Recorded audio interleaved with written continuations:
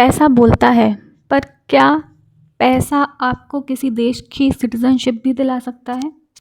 Hello guys, welcome back to my channel. तो अब Donald Trump ने एक ऐसा हुक्म का इक्का खोल दिया है जिसके बाद आप $5 मिलियन में यूएस की रेजिडेंसी खरीद सकते हैं।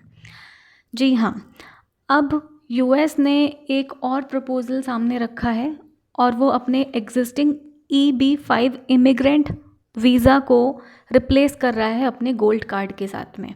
इस प्लान के साथ ही डोनाल्ड ट्रंप और एलन मस्क की जो दोस्ती हम कह सकते हैं या फिर जो उनका बॉन्ड है वो बहुत स्ट्रॉन्ग हो सकता है, क्योंकि यहाँ पे सीधे तौर पर क्लियर कर दिया गया है कि अगर आपकी जेब में पैसा है और आप यूएस को बेनिफिट कर सकते हैं थ्रू एनी मीन्स, तभी आप यूएस में रह सकते हैं। पहले जितने भी लोग थे उनको 10-10 साल लग जा रहे थे ग्रीन कार्ड लेने में, 10 साल 50 साल, कुछ लोगों ने उससे भी ज़्यादा सालों के लिए वेट किया है कि उनको यूएस की रेजिडेंसी मिल जाए after they have moved to USA. पर लेकिन अब अगर आपके पास $5 मिलियन हैं और आप एक अच्छा रेवेन्यू यूएस को जनरेट करके दे सकते हैं, तो आपको यूएस की प्रेसिडेंसी बहुत ईजिली मिल सकती है। बिल्कुल साफ तरीके से डोनाल्ड ट्रंप ने बोल दिया है that give me $5 million and I will give you gold card, और गोल्ड कार्ड के साथ साथ उनका रेजिडेंसी प्लान भी आपको मिल जाएगा। बहुत बहुत हिस्टोरिक डिसीजन आप इसको कह सकते हैं, क्योंकि इससे पहले ऐसा कुछ हुआ नहीं था। और साथ ही में ये जो डिसीजन है वो बहुत सारे इंडियन एप्लीकेंट्स के लिए और इंडियन इमिग्रेंट्स के लिए बहुत ज़्यादा पेनफुल हो सकता है, क्योंकि as I have told you बहुत सारे लोगों ने ग्रीन कार्ड की वेटिंग लिस्ट में 50-50 साल तक वेट किया है। अब डोनाल्ड ट्रंप के इस डिसीजन के बाद सिर्फ वेल्दी लोग ही यूएस में रहना अफोर्ड कर सकेंगे। वो उनका काम होगा जॉब क्रिएट करना, वेल्थ क्रिएट करना। बिजनेस टाइकून्स को फेवर किया जा रहा है, नो मैटर आप एक स्किल्ड प्रोफेशनल हैं या नहीं हैं, अगर आप यूएस को बिजनेस दे सकते हैं तो आप यूएस में रह सकते हैं। और आप डोनाल्ड ट्रंप को खुद ये बात बोलते हुए सुन सकते हैं। Check out this video. We're going to be doing something else that's going to be very good. We're going to be selling a gold card. You have a green card. This is a gold card.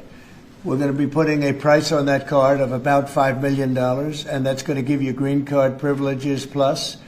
It's going to be a route to citizenship, and wealthy people will be coming into our country by buying this card. They'll be wealthy, and they'll be successful, and they'll be spending. बहुत attractive shortcut है billionaires के लिए और corporate लोगों के लिए, जो कि जिसमें टैलेंट है या नहीं है उसका कोई भरोसा नहीं है, लेकिन अगर आपकी जेब में पैसा है तो जाइए और यूएस में रह लीजिए। लेकिन जो लोग रियली में स्किलफुल हैं और वहाँ पे बहुत मेहनत कर रहे थे बहुत सालों तक, उनके लिए ये एक ब्लॉकेज का काम करेगा रादर देन अ सोल्यूशन। अब यहाँ पर देखना ये भी है कि क्या दुनिया में इतने लोग हैं जो एक कंट्री के सिटीज़नशिप को लेने के लिए $5 मिलियन खर्च करने के लिए तैयार हैं। वेल, डोनाल्ड ट्रंप ने तो बिल्कुल क्लियरली बोल दिया है कि आइए पहले यूएस का गोल्ड कार्ड लीजिए, उसके बाद यहाँ पर खर्च करिए, यहाँ पे टैक्सेस दीजिए और उसके बाद आप यूएस में रहने के लिए एलिजिबल हो जाएंगे। तो he is very clear with the goal, he want America to grow, he is very clear in his idea of MAGA, make America great again. तो ये गोल्ड कार्ड जो है वो वेल्दियर डेमोग्राफिक को अट्रैक्ट करने के लिए बहुत बहुत पावरफुल टूल की तरह यूज़ हो सकता है, लेकिन इसके साथ साथ इसके बहुत सारे नेगेटिव इम्पैक्ट्स भी हो सकते हैं।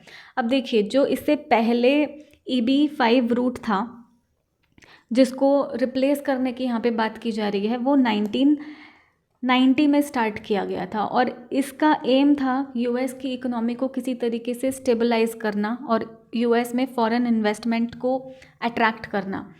पहले जो इन्वेस्टर्स थे वो $1 मिलियन अगर खर्च करेंगे और 10 अमेरिकन सिटीजन्स को जॉब देंगे तो उनके लिए आसान हो जाता था यूएस में स्टे करना और वहाँ की जो रेजिडेंसी है उसको क्लेम करना। लेकिन अब इसके बाद जो gold card scheme Donald Trump लेके आए हैं, यहाँ पर रूल्स के साथ सीधा सीधा एक शॉर्टकट रूल्स के अंदर आ गया कि आप $5 मिलियन दीजिए, चाहे आपके पास स्किल है चाहे नहीं है, एक मेरिट बेस्ड जो सिस्टम चला आ रहा था कि आपको पहले एक क्वालिटी डेवलप करनी पड़ेगी, उसको ख़त्म करते हुए उन्होंने सिंपल बोल दिया कि जो अफोर्ड कर सकता है यूएस में रहना वो आकर रह सकता है। तो काइंड ऑफ ये अपनी सिटीज़नशिप का ऑक्शन कर रहे हैं यहाँ पे।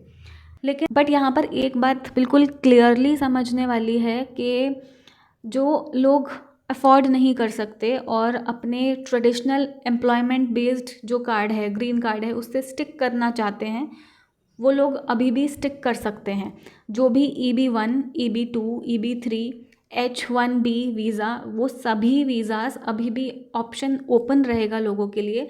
बट वही है कि उसमें बहुत ज़्यादा टाइम कंज्यूमिंग जो प्रोसेस है, उसी प्रोसेस से आपको गुजरना पड़ेगा। इसके साथ में इंडिया के ऊपर बहुत गहरा इसका इम्पैक्ट पड़ेगा, क्योंकि बहुत सारे I would say largest immigrants India से यूएसए में रहते हैं, और USA one of the first और टॉप नॉच प्रायोरिटी रहती है बहुत सारे कंट्री के नेशनल्स के लिए कि वहाँ जाके इस्टेब्लिश करना है अपने आप को। लेकिन इस प्लान के बाद हो सकता है बहुत सारे लोगों के अंदर डिस्पैरिटी आए। ऑलरेडी ट्विटर पे जितने भी पोस्ट आ रहे हैं उन सभी पोस्ट में मिक्स्ड रिएक्शन है। Some are calling it a business plan, some are against it, some are appreciating it as well. बहुत सारे लोगों को ये आइडिया बिल्कुल पसंद अभी आ रहा है, क्योंकि इससे इकोनॉमी बहुत जल्दी बूस्ट हो जाएगी और जो भी डेफिसिट्स चल रहे हैं यूएस के, वो सारे के सारे डेफिसिट्स भर जाएंगे। अब इसके साथ में जो क्वेश्चन आता है कि क्या ये इक्विटी सभी लोगों के लिए मेंटेन की जाएगी, क्या ये एसेसिबिलिटी है। अब ऑब्वियसली $5 मिलियन खर्च करना एसेसिबल ऑप्शन तो नहीं है बहुत सारे लोगों के लिए। तो हो सकता है कि कुछ क्वेश्चनेबल बैकग्राउंड्स के जो इंडिविजुअल्स हैं उनको गलती से यूएस की प्रेसिडेंसी ना मिल जाए, इस वजह से इन्होंने ये स्टेप लिया है गोल्ड कार्ड को लेके आने का, या फिर कुछ और इनके पीछे रीजंस हैं, या फिर बस एक फॉरेन कैपिटल को अट्रैक्ट करना। क्योंकि अब तो बिल्कुल क्लियर है कि सिर्फ वेल्दियर लोग जो बिजनेस टाइकून्स हैं, सिर्फ वही लोग यूएस में रहना अफोर्ड कर सकते हैं। तो ऑब्वियसली यूएस का एम अब बिल्कुल क्लियर दिखाई दे रहा है that they want to attract a lot of foreign wealthier people and they want national security. That is the top notch, I would say that is the only thing that USA is focused on right now. Let's see what cards will unfold in the coming future, क्योंकि जब से Donald Trump आए हैं बहुत short span में उन्होंने बहुत सारे बड़े बड़े डिसीजंस ले लिए हैं कंट्री के लिए। Let's see what happens next. All eyes on US right now, क्योंकि यूएस अब पूरे वर्ल्ड की कहीं ना कहीं पॉलिटिक्स को इन्फ्लुएंस करने की ताकत रखता है। तो ऑब्वियसली वो जिस तरीके से अपनी कंट्री को लेकर आगे बढ़ रहे हैं, वो सारी चीज़ें वर्ल्ड वाइड डिसीजंस को इम्पैक्ट करेगी। और इंडियन गवर्नमेंट अपने इमिग्रेंट्स के लिए क्या कर पाती है, या फिर कितना इस गोल्ड कार्ड का बेनिफिट मिलेगा आने वाले समय में, और कितने इसके नुकसान देखने के लिए मिलेंगे। Let's see what future unfolds. Till then, take care, bye bye. मिलते हैं नेक्स्ट वीडियो में. Have a good day.